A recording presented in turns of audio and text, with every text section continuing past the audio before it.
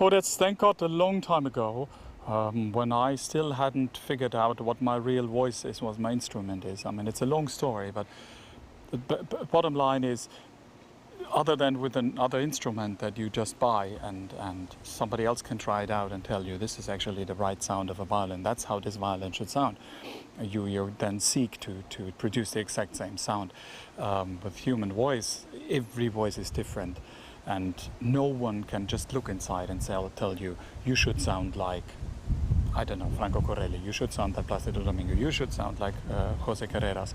No one knows that, and that's a tough thing to figure out what's your natural instrument. Only then an instrument can be reliable and really useful to do everything you want to do, and that I didn't find out at the beginning of my career, and so I ended up really losing my voice literally on stage. I couldn't continue singing, and it was a terrible feeling, and I realized I either change something radically or I quit and I do something else. I was really willing to give up, only because I was frightened from the fact that you don't know when you start an evening whether you can finish it or whether the voice is sustainable enough. That's horrible, I think.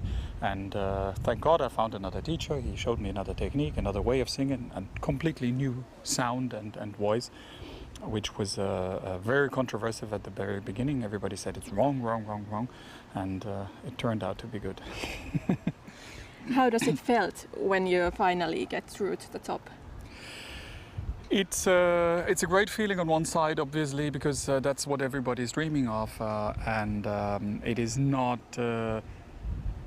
It is, but at the same time, you have to be careful, because it means you're in the first row. The people are pushing from behind, so it's very easy to fall down.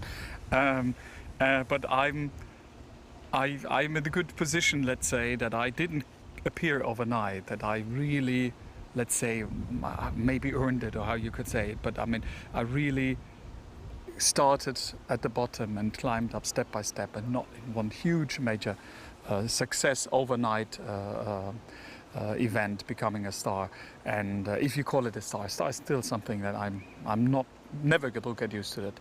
But I know also my responsibility. It is not only for me to always beat my own best and always try to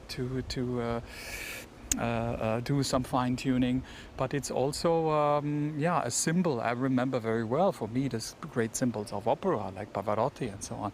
These were the people who attracted the major amount of our audiences, and so I feel now being part of this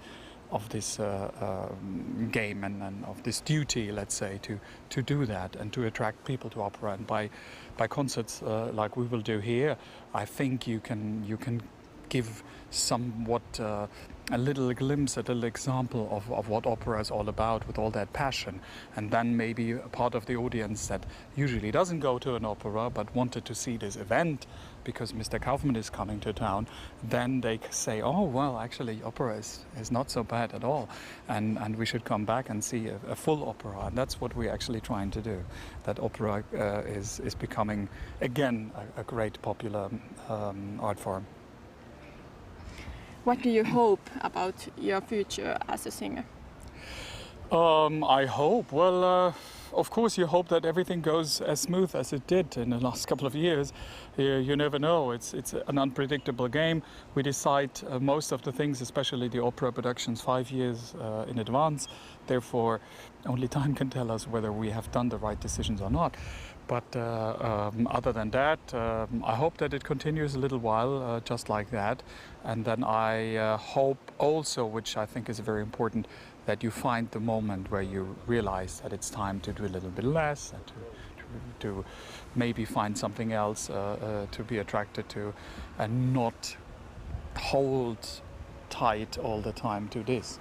I mean, I hope I still have some time before this happens, but I think this is the most important ingredients, that in the last couple of years you don't ruin all the reputation that you built up for decades.